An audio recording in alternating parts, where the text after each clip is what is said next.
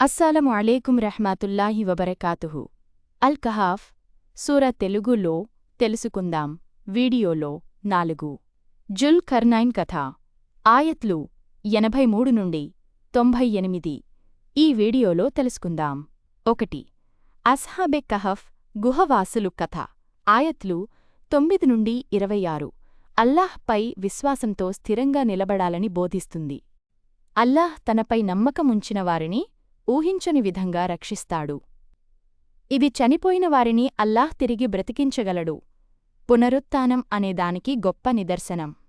దజ్జాల్ వచ్చినప్పుడు కూడా విశ్వాసంపై ఇలాగే స్థిరంగా ఉండాలి. అల్ కహాఫ్ సూరాలో 2 తోటల యజమాని కథ. ఆయత్లు 32 నుండి 44. సంపద సంతానం అన్నీ అల్లాహ్ ఇచ్చిన వరాలు. అవి పరీక్ష కోసం ఇవ్వబడ్డాయి. వాటిని చూసి గర్వపడకూడదు, అల్లాహకు కృతజ్ఞతలు తెలపాలి.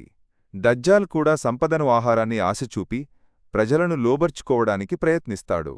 అల్ కహాఫ్ సూరాలో 3. మూసా మరియు ఖిజ్ర్ అలైహిస్సలాం కథ. ఆయత్లు 60 నుండి 82. ఖిజ్ర్ ఇలా అన్నారు: ఇక మనం విడిపోయే సమయం వచ్చింది. నేను చేసిన పనుల వెనుక ఉన్న అసలు కారణాలను చెబుతాను. 1. ఆ పడవ కొంతమంది పేద మత్స్యకారులది. ముందున్న రాజు మంచి పడవలను బలవంతంగా లాక్కుంటున్నాడు. నేను పడవకు రంధ్రం చేయడం వల్ల రాజు దానిని తీసుకోలేదు.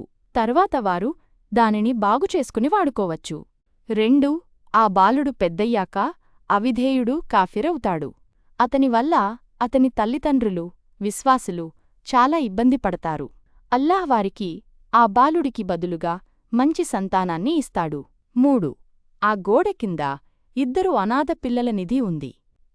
వారి తండ్రి చాలా మంచివాడు.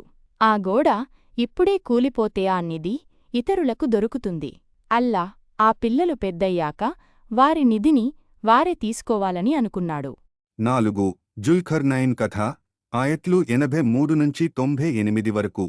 ఈ కథ అధికారం మరియు బాధ్యత గురించి వివరిస్తుంది. జుల్కర్నైన్ ఒక గొప్ప నీతిమంతుడైన రాజు. అల్లాహ్ అతనికి అపారమైన శక్తిని, అధికారాన్ని, జ్ఞానాన్ని ఇచ్చాడు. అతను ప్రపంచమంతా పర్యటించాడు. 2 పర్వతాల మధ్య ఉన్న ఒక ప్రదేశానికి చేరాడు. అక్కడి ప్రజలకు యాజూజ్ మాజూజ్ అనే అల్లరి మూకల నుండి చాలా ఇబ్బందులు ఎదురవుతున్నాయి. ఆ ప్రజలు జుల్ కర్నైన్ను మాకు మరియు యాజూజ్ మాజూజ్కు మధ్య ఒక గోడ కట్టి మమ్మల్ని రక్షించు అని వేడుకున్నారు. గోడ నిర్మాణం. జుల్ కర్నైన్ తన అధికారాన్ని ఉపయోగించి ఇనుము మరియు రాగితో ఒక బలమైన గోడను నిర్మించాడు. యాజూజ్ మాజూజ్ ఆ గోడను ఎక్కలేరు, రంధ్రం కూడా చేయలేరు. గోడ పూర్తయిన తర్వాత జుల్ కర్నైన్ ఇలా అన్నాడు: ఇది నా ప్రభువు కారుణ్యం. నా ప్రభువు వాగ్దానం. ప్రళయం వచ్చినప్పుడు ఆయన దీనిని ధ్వంసం చేస్తాడు. ఆయత్ 98. అధికారమున్నవారు వినయంగా ఉండాలి. అధికారాన్ని ప్రజల సేవ కోసం, న్యాయం కోసం ఉపయోగించాలి. చివరకు అల్లాహ్ అధికారం మాత్రమే శాశ్వతం. దజ్జాల్ కూడా ప్రపంచాన్నంతటినీ తన అదుపులోకి తీసుకోవాలని ప్రయత్నిస్తాడు. సూరా చివరలో ఆయత్లు 109 నుండి 110.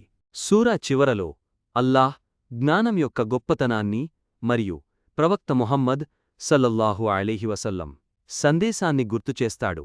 చెప్పు, నా ప్రభూ మాటలను రాయడానికి సముద్రం సిరాగా మారినా ఆ మాటలు ముగిసిపోయేలోపే సముద్రం ఎండిపోతుంది.